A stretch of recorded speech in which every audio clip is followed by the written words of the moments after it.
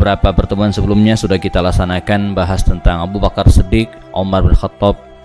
Sempat kita selipin dengan Khalid bin Walid, ya, Ikrimah bin Abu Jahal. Dan hari ini kita coba tuntaskan biografi 4 Khalifah Rasyidin, dan kita tiba pada khalifah yang ketiga, yaitu Utsman bin Affan radhiyallahu anhu. Ada dua alasan, ya, selain untuk mengenal beliau, mengapa kita harus bahas sosok sahabat Nabi ini. Pertama, ya, jazakumullah, ada banyak hal yang harus dijelaskan terkait beberapa fitnah yang ditujukan kepada sahabat Nabi ini, ya, terutama dari kalangan Syiah dan mungkin kalangan orientalis juga, di mana mereka mengatakan sosok Utsman ini adalah sosok yang tidak layak menjadi khalifah. Faktor usianya waktu itu di atas 80 tahun, disebut sebagai orang yang tidak punya kemampuan leadership yang kuat, ya.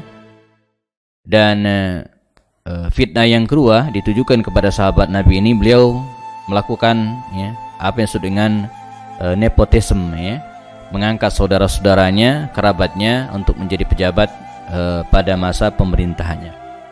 Dan dua hal ini tentu saja tidak benar, ya, dan kita akan kupas bersama, jazakumullah, dua tema ini.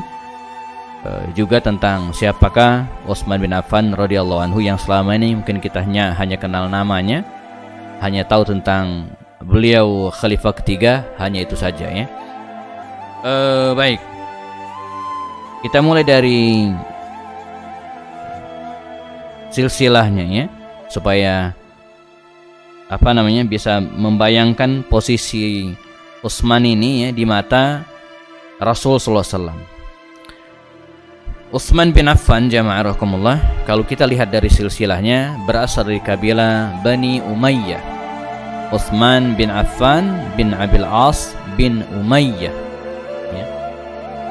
Dalam klan besarnya disebut dengan dari kabilah Bani Abdisyams. Bani Abdisyams di atas lagi, ya. Kita pernah jelaskan dalam pertemuan sebelumnya bahwa bangsa Arab, ya, atau di Makkah khususnya, di antara suku yang paling dominan dan besar serta berkuasa, bisa disebut demikian, adalah Quraisy, ya, suku Quraisy. Tapi di bawah suku Quraisy ini, ya, ada kabilah-kabilah yang lainnya juga berpengaruh. Paling tidak ada 10 kabilah yang terkemuka, ya. Di antara adalah kabilah Bani Hashim, ya, ini keluarganya Rasul SAW. Ada kabilah Bani Umayyah, kabilah Bani Abdisyams, ini juga terkemuka kabilahnya Utsman. Ada kabilahnya Umar, ya, Bani Adi, ya. Ada Bani At-Taimi, kabilahnya Abu Bakar Siddiq. Ada Bani Saham, ini keluarganya Amr bin As. Jadi ada 10 kabilah terkenal. Nah, Utsman ini, ya, dari kabilah Bani Umayyah, ya. Walaupun, ya, secara umum Bani Umayyah dan Bani Hashim ini punya rivalitas yang sangat kuat. Di samping nanti ada kabilah Bani Makhzum namanya, ya. Karena posisi mereka yang sangat kuat gitu, ya, dominan, ya. Bani Hashim ini dia kuat di bidang spiritualitas. Dialah yang mengendalikan tata cara dan hal-hal yang berhubungan dengan ibadah di tanah suci waktu itu, yaitu Bani Hashim, ya. Ada Abdul Muttalib, ya, kakek Rasul. Nanti ada Abu Talib, paman Nabi. Ada Abbas bin Abdul Muttalib yang punya wewenang, ya, untuk membagikan air Zam-Zam, bayangin. Jadi nggak oleh orang lain, dia yang punya wewenang, gitu kan. Itu luar biasa, ya. Ibunya Abbas bin Abdul Muttalib itu, ya, dialah orang yang pertama kali yang membuat kiswah, ya, baju Ka'bah itu, ya, kiswah Ka'bah. Dia yang pertama kali. Jadi dia yang punya wewenang besar. Barangkali seperti pemerintahan Arab Saudi yang hari ini diamanahi oleh dunia Islam, kalau boleh disebut demikian, ya, untuk mengurus, ya, Haramain itu, dua tanah suci itu. Nah, demikian juga dengan Bani Hashim waktu itu, secara ibadah mereka yang, ya, punya wewenang. Jadi bayangin, ya, dengan wewenang tersebut, ya, pasti mereka menjadi kabilah yang sangat berpengaruh di kota Makkah waktu itu, ya.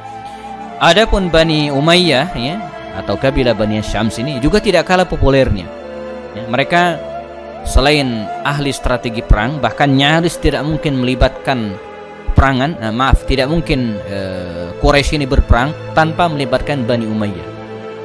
Ya. Selain ahli strategi perang, mereka dari klan Bani Umayyah ini juga keluar para pengusaha terkenal. Ya. Para pengusaha terkenal, dan kita tahu bahwa dalam konteks apapun ya, masalah pembiayaan ya, masalah keuangan ini penting ya, terutama ketika perang. Ahli strategi ya, kita ketemu nanti dengan Abu Sufyan misalnya, politikus dari klan ini ya, keluar luar biasa gitu kan. Nanti kita ketemu dengan Muawiyah bin Abu Sufyan ya, seorang politikus yang luar biasa. Saya kebetulan tesis saya tentang pemikiran politik Muawiyah bin Abu Sufyan, itu luar biasa.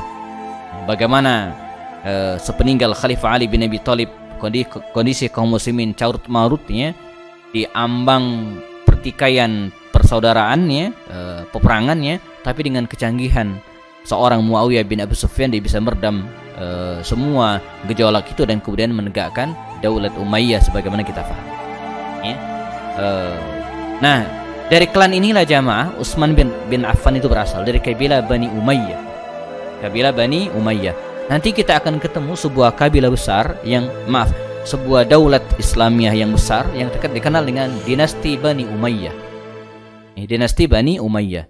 Dinasti Bani Umayyah atau Khilafah Al-Umayyah ya, yang berdiri dan menjadikan markasnya di Damaskus ya, Suriah hari ini atau wilayah Syam dulu.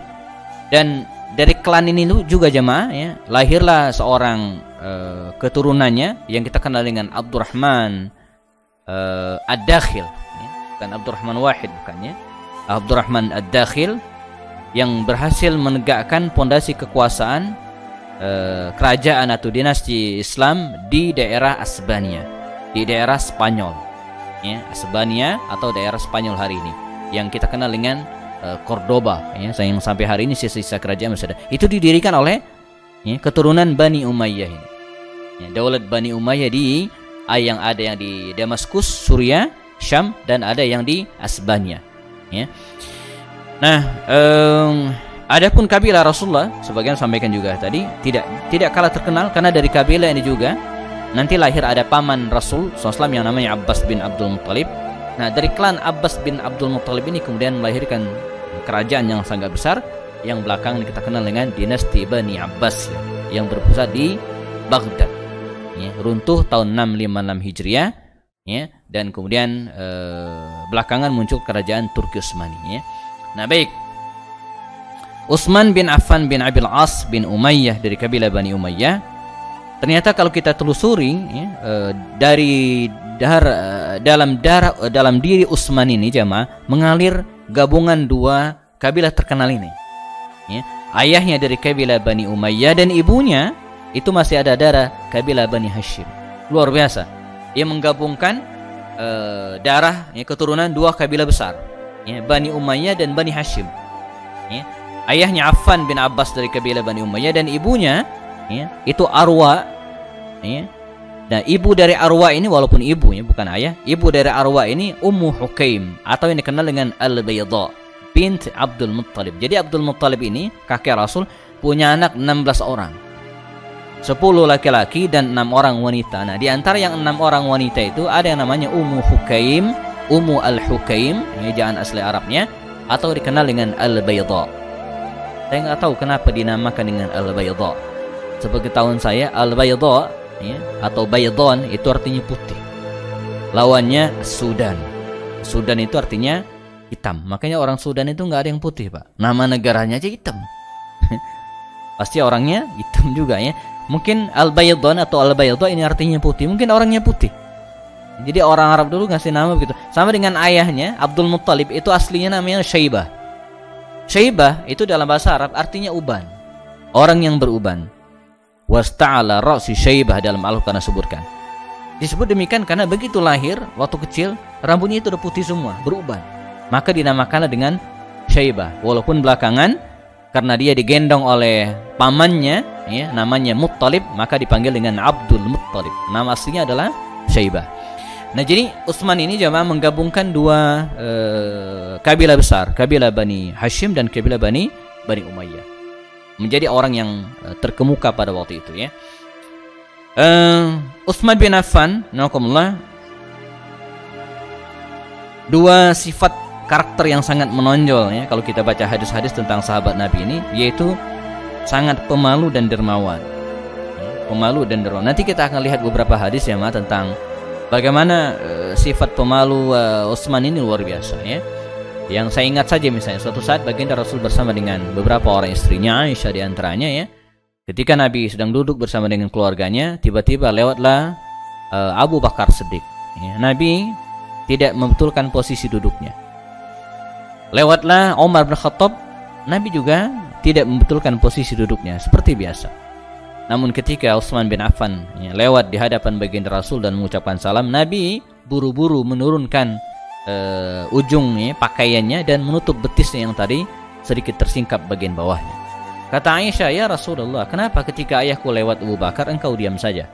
Pun ketika Umar lewat, engkau tidak mengubah posisi dudukmu. Ya, kenapa ketika Utsman lewat buru-buru menutup ya, bagian betis bagian bawah Rasulullah? Ya, memperlakukan hal yang berbeda. Kata Rasulullah SAW, bagaimana saya tidak malu kepada orang yang malaikat pun malu kepada dirinya.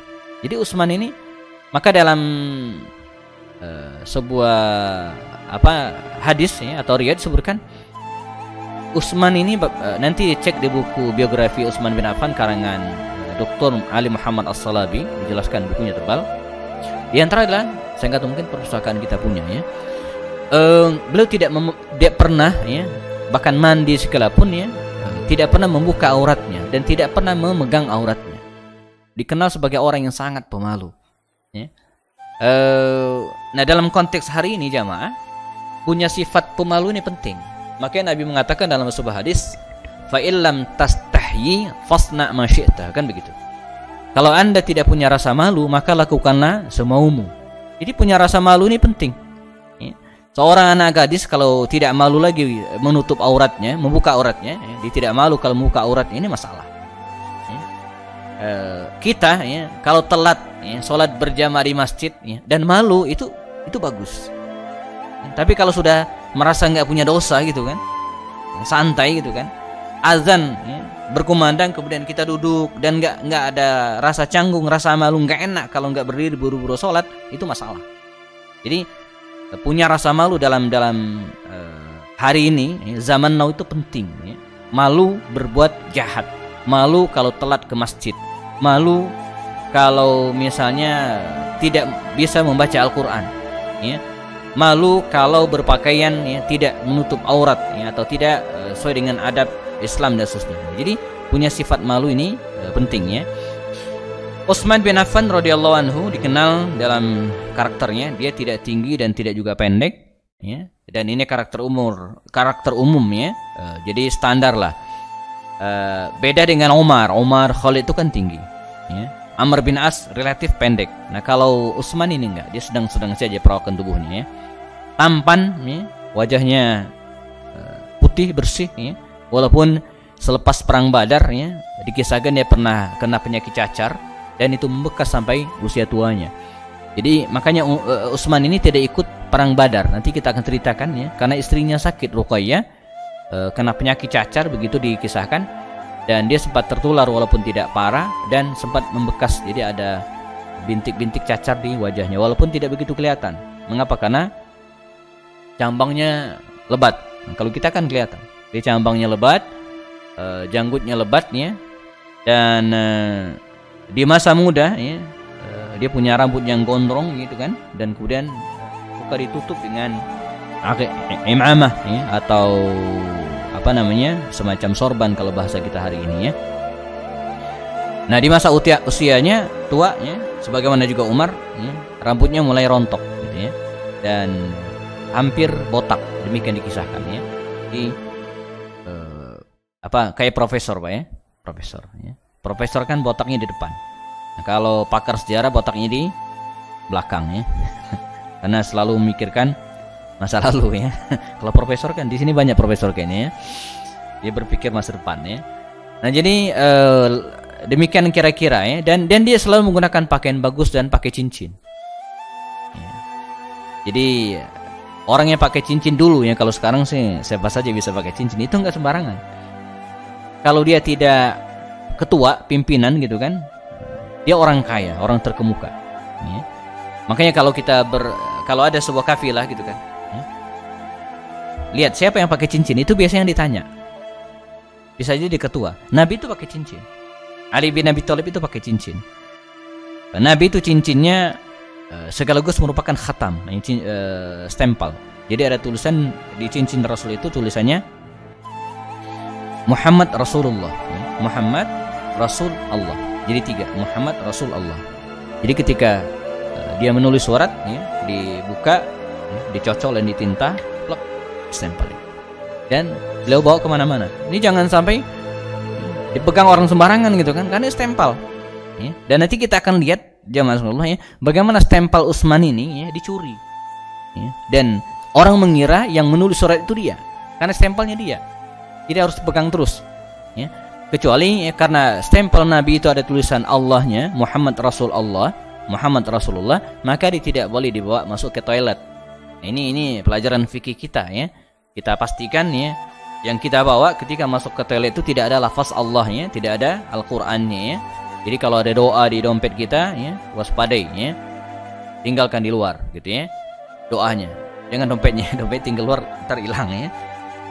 Al-Qur'an, ya, atau sejenisnya atau apalah, ya. Handphone kita, ya, yang ada tulisan Allahnya, screen savernya Allah, waspadai, ya. Jangan saya masuk ke toilet. Itu tidak dibolehkan, ya. Selalu menggunakan pakaian bagus, ya. Pakaian yang terbuat dari sutra, ya. Waktu itu dibolehkan sebelum Islam datang, ya. Pakaian yang keren, dan ini juga bagian dari adab Islam jamaah, ya. Kita itu dianjurkan untuk berpakaian rapi. Nabi itu pakaian rapi. Innallaha jamilun yuhibbul jamal. Allah itu indah, suka yang indah. 4 imam mazhab, Abu Hanifah, Imam Malik, Imam Syafi'i, dan Imam Ahmad bin Hanbal ini terkenal sebagai ulama yang, ya, pakaiannya itu bagus. Pakaiannya rapi, ya. Abu Hanifah itu begitu, Imam Abu Hanifah rahimahullah, kalau dia keluar itu pakaiannya itu luar biasa, berwibawa. Ya, pakai jubah besar, ya. Imam Syafi'i juga demikian. Dan ini dilatih dari kecil oleh orang tua mereka. Imam Malik itu pernah ketika keluar rumah pakaian sembarangan, dipanggil lagi emaknya, rapikan pakaian.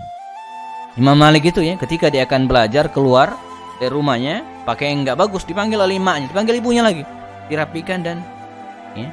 Nah, jadi ini kita jadi Muslim itu harus rapi, jangan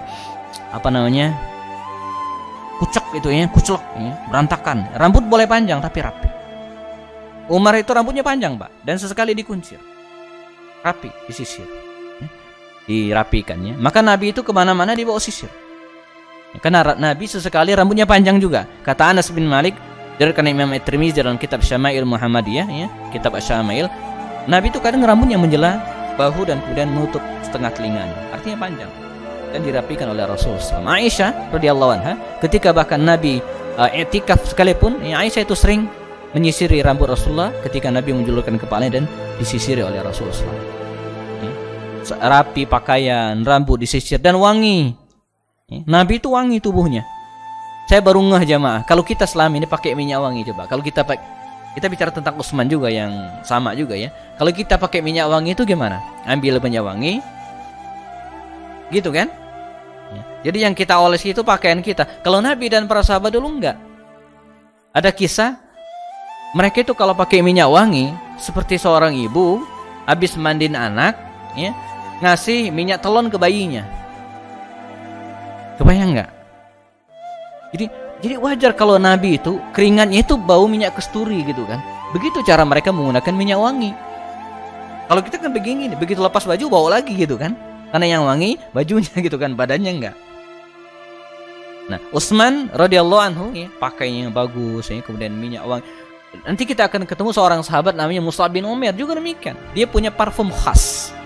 Begitu dia masuk ke sebuah tempat, ya, orang tidak perlu mengangkat kepala siapa yang datang dari aroma parfumnya. Ini Mus'ab khas. Ya, Nabi juga punya minyak wangi khas, ya, yang kita kenal dengan minyak misk. Ada Ustadz Muhammad Zulkifli, dia punya minyak kasturi. Saya kebetulan distribusi juga minyak itu, bagus luar biasa. Tapi mahal gitu, ya. Sesuai dengan kualitasnya. Nah, itu katanya minyak Rasulullah, minyak kusuri. Utsman juga dikenal sebagai sahabat Nabi yang berpenampilan bagus ya, dan kemudian rambutnya disisir, pakainya rapi dan enak dilihat gitu ya. Jadi enggak acakan, enggak berantakan. Sangat dermawan ya. Nanti kita akan lihat beberapa kisah kedermawanan beliau nakumullah. Di masa mudanya, di masa usia belasan tahun ya, dia sudah terlibat dalam proses atau praktik bisnis dengan keluarganya. Maklum ya, Bani Umayyah ini adalah para pengusaha, sebagian ceritakan di awal. Dominannya di bisnisnya pakaian, fashion. Ternyata bisnis fashion itu jamaah dari zaman dulu sampai sekarang itu menjanjikan. Ya. Katanya ada 3 bisnis yang tidak akan pernah lapuk. Ya. Pertama bisnis pakaian, karena kita selalu butuh pakaian. Nggak mungkin nggak. Minimal setahun sekali mungkin kita harus beli itu, harus. Jadi dibutuhkan terus ya.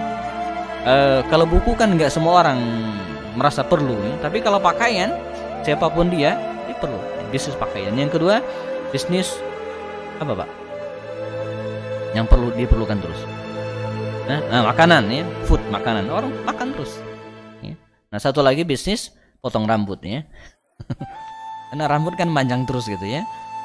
Makanya jarang, mestinya kalau dikelola dengan baik, yang bisnis potong rambut itu selalu bagus kalau dikelola dengan baik. Karena sifat malunya ya, ia terhindar dari pergaulan bebas bahkan dari muda. Dia mengatakan dia tidak pernah minum minuman keras bahkan sebelum Islam jemaah ya. Dia tidak pernah menyembah berhala. Dan dia tidak pernah membuka auratnya sembarangan.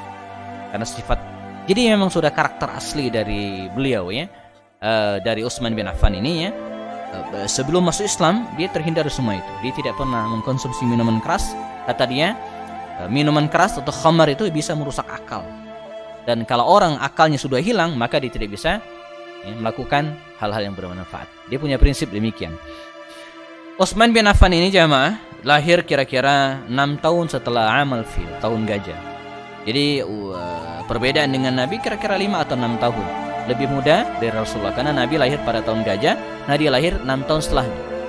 Jadi bedanya dengan Rasul antara 5 sampai 6 tahun lebih muda dari Rasul sallallahu alaihi wasallam.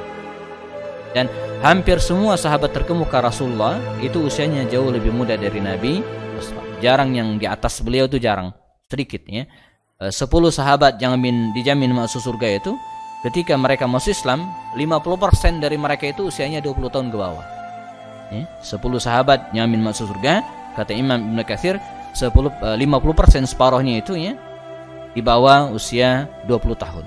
Ali bin Abi Thalib, misalnya Abdurrahman bin Auf, lalu kemudian siapa lagi ya? Sa'ad bin Abi Waqqas. Ini adalah orang-orang yang masuk Islam pada usia muda mendampingi Rasul. Masuk Islam di bawah bimbingan Abu Bakar Siddiq radhiyallahu anhu.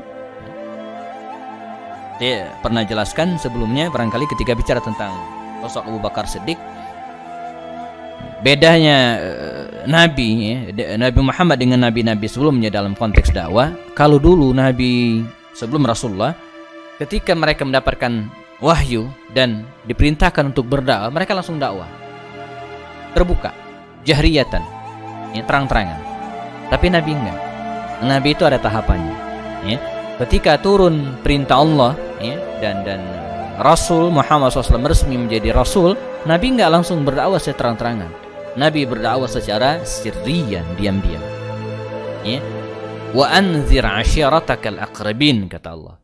Berilah peringatan ya, ashiratakal aqrabin, keluarga dekat. Jadi Nabi mendakwah orang-orang dekat dulu. Jadi enggak langsung publish, enggak. Diam-diam dulu, 3 tahun namanya. Nah, pada fase inilah ya Rasulullah, sekitar 3 tahun lamanya dan bisa merekrut sekitar 40 orang, Utsman ini masuk Islam. Kita ingat kisah awalnya masuk Islam ya.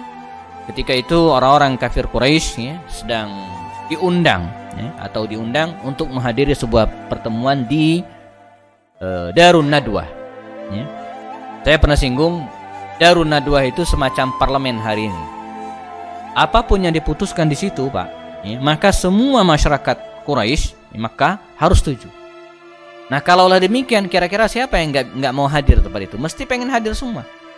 Ini keputusan penting. Ya. Jadi apapun yang diputuskan di sana, mesti ikut semua. Itu legal, resmi, sah. Nah, hari itu ya, ada undangan. Biasanya kalau ada undangan untuk datang ke majlis tersebut ya, Majlis Al-Qaum fi Darun Nadwa, pertemuan umum ya, kaum di Darun Nadwa, semua mengcancel agendanya. Yang mau ke sini batal semua. Yang diundang harus ya, mengharuskan diri untuk ikut. Nah, saat itu Utsman juga diundang sebagai tokoh dari kabilah Bani Umayyah dan terkemuka. Abu Bakar yang diundang. Nah, ketika orang-orang berbondong, Umar ya, berbondong-bondong datang ke Darun Nadwa itu, nakumullah, Utsman ya, berpapasan dengan Abu Bakar Siddiq. Ketika dia lewat menuju ke tempat tersebut juga, sementara Abu Bakar dari rumahnya ya, berpapasan. Tapi anehnya Abu Bakar tidak menuju ke Darun Nadwa itu, dia ke tempat lain. Kata Utsman, ya Abu Bakar, wahai Abu Bakar, ila aina, mau kemana? Kata Abu Bakar Siddiq, ila amrin ham. Saya punya urusan yang sangat penting, kata Abu Bakar. Ya. Saya punya urusan yang sangat penting. Kata Utsman, apakah ada urusan yang lebih penting dari pertemuan kaum ini? Ya. Hal apakah? Ya. Ada amrun aham, urusan yang penting ya, dari pertemuan ini? Enggak ada lagi. Ini urusan paling penting. Semua mengcancel agendanya, harus ada. Kata Abu Bakar, enggak. Lia, saya ya, punya amrun aham, urusan penting. Kata Utsman, apa itu? Kata Abu Bakar Siddiq, ini urusan dengan Muhammad. Muhammad. Ya. Akhirnya kata Abu Bakar Siddiq, sini, saya akan menyampaikan kepada Anda sesuatu ya, tentang Muhammad. Baik engkau percaya ya, atau tidak ya, maka saya harap bil kitman ya, Anda jangan umumkan yang lain, pegang. Ini rahasia, dirahasiakan ya. Jadi saya akan menyampaikan sesuatu, kata Abu Bakar Siddiq ya, Anda dengar, baik Anda percaya mau ikut atau tidak, silakan, tetapi tolong dirahasiakan ini. Maka diajaklah Abu Bakar Utsman ini, jangan kumlah, ketemu dengan Abu Bakar suatu tempat yang tidak diketahui oleh orang lain, dan disampaikan oleh Abu Bakar tentang risalah Rasul sallallahu alaihi wasallam. Dan Utsman pun masuk Islam. Ya, maka dia mengatakan Utsman ini ya, termasuk orang yang keempat masuk Islam dari kalangan dewasa. Abu Bakar Siddiq dari kalangan laki-laki, maksud saya Abu Bakar Siddiq, lalu kemudian Ali bin Abi Thalib, lalu kemudian Zaid bin Harithah, dan kemudian Utsman bin Affan. Ya, Utsman bin Affan, Abu Bakar Siddiq masuk Islam, Ali bin Abi Thalib sepupu Rasulullah, waktu itu masih 8 tahun usianya, Zaid bin Harithah ini anak angkat Rasulullah, lalu kemudian Utsman bin Affan. Jadi minas sabiqin al-awwalin, betul-betul dari awal dia memeluk Islam bersama dengan Abu Bakar Siddiq dan sahabat Nabi yang lainnya. Karena itu berdasarkan hal ini maka para ulama sepakat ya, dari berbagai referensi hadis, Utsman termasuk sahabat Nabi yang dijamin masuk surga. Banyak dalilnya. Pertama, dia termasuk as-sabiqun al-awwalun. Dalam surat At-Taubah ayat 100 Allah mengatakan was-sabiqun al-awwaluna minal muhajirin wal ansar walladzina tabauhum bi ihsanin radhiyallahu anhum mardu'an. As-sabiqun al-awwalun, orang-orang yang masuk Islam di awal-awal ini dijanjikan Allah apa? Radhiyallahu anhum mardu'an. Allah meridhai mereka dan mereka pun ridha kepada Allah. Wa a'adda lahum jannatin tajri tahtal anhar. Allah menjanjikan bagi mereka surga yang mengalir di bawahnya sungai. Sudah clear. Ya. Dalam hadis lain Nabi juga mengatakan ya, ada 10 orang jamin masuk surga. Abu Bakar fil jannah, Umar fil jannah, Utsman fil jannah. Teksnya jelas, riwayat Imam Muslim dan hadisnya sahih. Dijamin masuk surga. Utsman bin Affan ya, juga disebutkan dalam hadis akan mati syahid ketika baginda Rasul berada di Bukit Uhud ya, dalam perang Uhud. Pada babak kedua peperangan tersebut Nabi berada di atas, tiba-tiba Uhud itu berguncang ya, terasa seperti gempa lindu. Maka Nabi memukul Bukit Uhud tersebut dan mengatakan, ya Uhud, wahai Uhud, usbud, diam, fa inna alaika nabiyyan was-siddiqan wa syahidain. Karena di atasmu ini ada 4 orang, Nabi, As-Siddiq Abu Bakar, wa syahidain, dan 2 orang yang akan mati syahid. Siapa? Umar dan Utsman. Maka belakangan kisah akhir kisah dari Utsman ini kita temukan ya, dia meninggal dalam keadaan syahid, ya, terbunuh ya, pada akhir bulan atau pada bulan Zulhijjah tahun 35 Hijriah ya. Masuk Islam, nakumullah. Nah, ketika baginda Rasulullah SAW mendakwahkan Islam mulai secara terang-terangan dan kemudian diketahui oleh orang lain, mayoritas paman-paman Rasulullah SAW masuk Islam semua, sebagian besar, kecuali beberapa orang. Di antara adalah Abu Talib dan kemudian Abu Lahab. Abu Talib tidak masuk Islam walaupun dia sangat membela Rasulullah, tapi Abu Lahab bukan hanya tidak masuk Islam tapi memusuhi Rasulullah. Ketika Allah menurunkan firman-Nya dalam surat Al-Lahab, sebagaimana kita hafal, dan memvonis Abu Lahab ini masuk neraka, tabbat yada abi lahabi wa tabb ma aghna anhu maluhu wa ma kasab. Kata Allah, sayasla naran dzata lahab.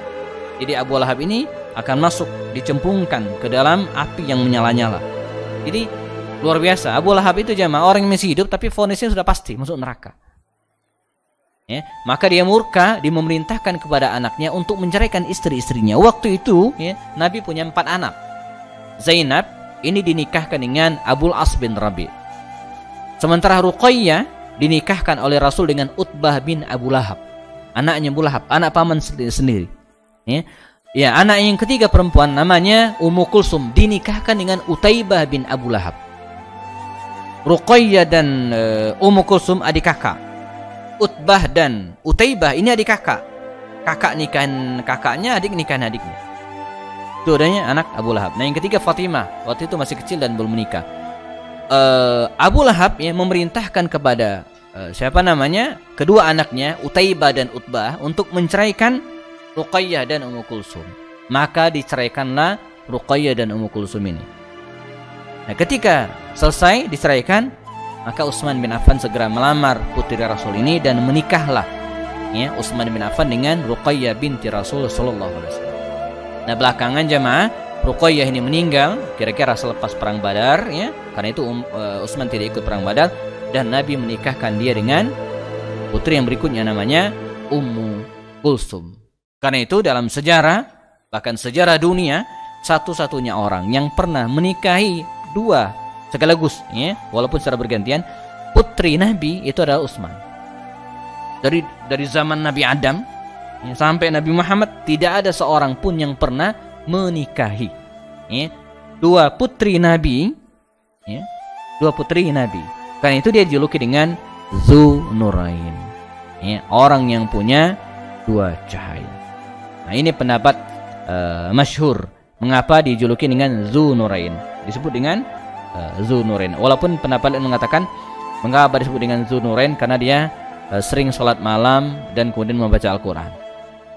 Sholat malam, baca Quran. Al-Quran itu adalah cahaya di awal malam dan cahaya di akhir malam, maka disebut dengan Dzunurain. Tapi yang paling masyhur, dia dijuluki Dzunurain karena menikahi 2 putri Rasul, walaupun secara bergantian, nggak boleh bersamaan. Karena dalam Islam secara fikih, menikahi adik kakak perempuan secara bersama-sama itu tidak dibolehkan. Dia mahram muaqqad. Mahram ada 2, mahram muaqqad dan mahram muabbad. Mahram muaqqad itu artinya mahram sementara. Si fulan nikahi perempuan. Nah, perempuan ini punya adik. Nah, maka adiknya ini disebut dengan mahram muaqqad, mahram sementara. Ketika kakaknya meninggal atau kakaknya ceraikan, maka ini bukan mahram lagi. Dia boleh menikah dengannya. Nah, disebut dengan mahram muaqqad. Beda dengan mahram muabbad, mahram selamanya. Siapa itu? Adik kandung kita, emak kita, istri bapak kita. Itu mahram muabbad, selamanya haram. Mertua. Ini mahram muabbad. Dari pernikahan Ruqayyah dan Utsman ini jamaah, lahirlah anak namanya Abdullah. Abdullah. Maka Utsman ini dipanggil dengan Abu Abdillah, bapaknya si Abdullah. Namun sayang, Abdullah ini ketika hijrah ke Madinah, usia sekitar 5-6 tahunan, dia dikisahkan dalam riwayat mendapat musibah. Jadi Abdullah kecil ini dipatok matanya itu jamaah, dipatok burung atau ayam besar gitu, bengkak gitu, bernanah, dan kemudian tidak tertolong meninggal dunia. Demikian diriwayatkan. Jadi pada usia 6 tahunan dia meninggal dunia, sehingga tidak ada keturunan lainnya dari Ruqayyah ini. Kita kembali sekilas. Dialah yang memimpin atau diperintahkan oleh Rasul untuk memimpin muhajirin ke Habasyah. Kaum muslimin pernah hijrah 2 kali ke Habasyah. Angkatan pertama dipimpin oleh Utsman bin Affan. Namun sayang, ketika hijrah ke Habasyah tidak sampai setahun, hanya beberapa bulan, Utsman balik lagi ke Mekah. Mengapa? Karena ada peristiwa yang luar biasa terjadi di Mekah. Diisukan tokoh-tokoh Quraisy masuk Islam. Utsman hijrah bersama dengan sekitar 12 orang waktu itu ke Habasyah. belum berbilang tahun ya di Habasyah, ya, dia balik lagi karena dia mendapatkan kabar bahwa di Mekah tokoh-tokoh Quraisy itu masuk Islam. Ternyata tidak. Ya. Jadi yang terjadi apa? Nabi baca beberapa surat Al-Quran, di antaranya surat An-Najm. Saya pernah sampaikan di awal bahwa di antara keistimewaan Al-Quran itu, jemaah, dia punya kekuatan sastra yang luar biasa. Dan kelebihan bangsa Arab itu mereka para sastrawan.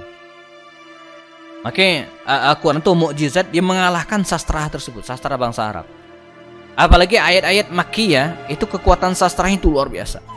Di antara surat An-Najm, ketika Rasul baca surat An-Najm ini, wan najmi idza hawa ma dhalla sahibukum wa ma ghawa wa ma yantiqu anil hawa, khususnya orang-orang Quraisy itu tercengang, termenung, kagum luar biasa.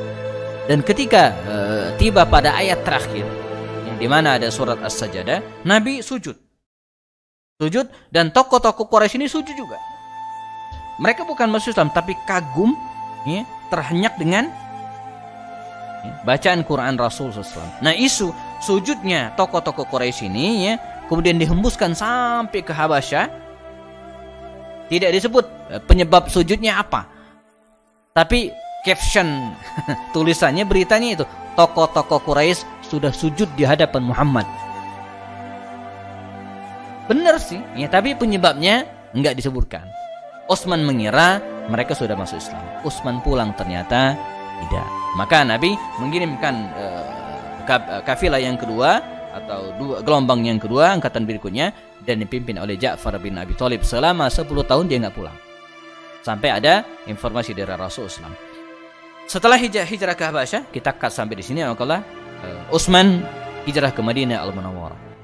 Ya, saya pernah jelaskan bahwa hijrah ini hukumnya wajib, harus hijrah semua kecuali orang-orang tertentu yang diizinkan oleh Nabi untuk tujuan tertentu. Misalnya Abbas ditahan, atau Zainab anak Rasul tertahan, tidak bisa hijrah. Tapi Utsman hijrah. Ya, dia termasuk orang-orang yang di awal-awal. Makanya Utsman dijuluki dengan Dzu Hijratain, orang yang pernah hijrah 2 kali, hijrah ke Habasyah dan hijrah ke Madinah Al-Munawwarah. Di Madinah Al-Munawwarah dia termasuk tim yang dibentuk oleh Rasul untuk membangun ekonomi Madinah. Kita ingat kisah bagaimana ketika Nabi datang, beliau menancapkan beberapa langkah dan program, di antara adalah membangun ekonomi Madinah dikuasai oleh kaum muslimin. Ini untuk menghancurkan dominasi Yahudi pada waktu itu. Nah, di antara tokoh penggerak ekonomi di Madinah waktu itu adalah Utsman bin Affan. Di sampingnya ada Abu Bakar Siddiq, ada Abdurrahman bin Auf. Maka dalam waktu yang singkat, jemaah, Madinah yang tadi dikuasai oleh orang-orang Yahudi dan dikuasai oleh kaum muslimin. Karena itu penting. Dalam sebuah peradaban, ya, faktor ekonomi ini tidak bisa dinafikan. Harus. Dan ini program Nabi SAW. Kemudian terjadilah perang Badar tahun kedua Hijriah. Ya, Utsman dikisahkan waktu itu. Kita cut sampai di sini karena sudah jam 1. Utsman sudah siap dengan peralatan perangnya, dengan untanya, dengan perbekalannya, siap berangkat. Ya, namun, ya, istri beliau Ruqayyah tadi itu sakit keras, panas tinggi, belakang diketahui cacat, penyakitnya sejenis cacar begitu. Oleh Rasul, ya, Utsman, Anda tidak mungkin ikut, harus jaga istri. Maka Utsman akhirnya tidak jadi ikut. Namun demikian, usai peperangan, jamaah Rasul SAW, ya, mendapatkan harta rampasan yang cukup banyak. Kafir Quraisy kalah telak pada waktu itu. 70 kafir Quraisy terbunuh, 70 di antara mereka tertawan, dan mereka mendapatkan harta rampasan perang. Dan Utsman bin Affan diberikan jatah oleh Rasul. Dan Nabi memasukkannya sebagai Ahlu Badrin, veteran perang Badar. Padahal beliau tidak ikut. Karena itu ketika membahas masalah ini, Imam An-Nawawi mengatakan disitulah fungsi niat. Beliau sudah niat, sudah action, sudah nyiapin perbekalan, unta sudah ada, tinggal berangkat. Tapi karena uzur syar'i, maka tidak jadi berangkat. Tapi Allah sudah mencatatnya telah berangkat dan ikut perang Badar. Karena itu Nabi memasukkannya dalam veteran perang Badar. Maka dalam hal ini ada kaidah mengatakan niyatul mu'mini khairun min amalihi. Niat seorang mukmin itu bisa jadi lebih baik daripada amalnya. Kita antar malam niat pengen sholat malam, belum sholat kita udah catat, Pak, ya, tapi dengan syarat niatnya itu betul-betul niat. Kata Imam Asy-Syafi'i, niat itu harus muqaranatun bil amal, harus ada actionnya, jangan niat doang. Kalau niat sholat malam harus ada actionnya. Apa itu? Ya pasang alarm gitu kan. Tidur lebih dini. Itu namanya action. Ya. Kalau niat pergi haji juga nih, niat harus niat. Niatnya apa? Daftar misalnya. Niat umroh, daftar. Jangan nunggu saya niat-niat, enggak. Sebagaimana Utsman, dia niat sudah siapin untanya segala macam ya. Andai tidak jadi berangkat, tidak dilaksanakan, maka dia tetap mendapatkan pahala. Niyatul mu'mini khairun min amalihi. Ya, walaupun tidak ikut dalam perang Badar, tapi Rasulullah memasukkannya dalam veteran perang Badar. Nah, kita cut sampai di sini jemaah, kesertaan Utsman dalam perang Badar ini walaupun tidak ikut. Pada pertemuan berikutnya kita akan lanjutkan kisah Utsman dalam perang Uhud. Perang Uhud ya. Kemudian lanjut nanti perang Khandaq, Hudaybiyah dan beberapa peristiwa besar yang lainnya. Bahkan peran yang sangat besar ketika terjadi perjanjian Hudaybiyah. Ya, di mana baginda Rasul membaiat para sahabatnya khusus untuk membela Utsman yang dikabarkan terbunuh. Itu satu-satunya sahabat Nabi yang diperlakukan Nabi dengan cara yang sangat istimewa. Kita cut sampai di sini.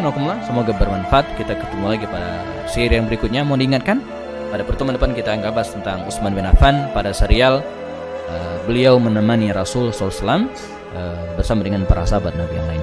Jazakumullah khairul jaza. Sempurna.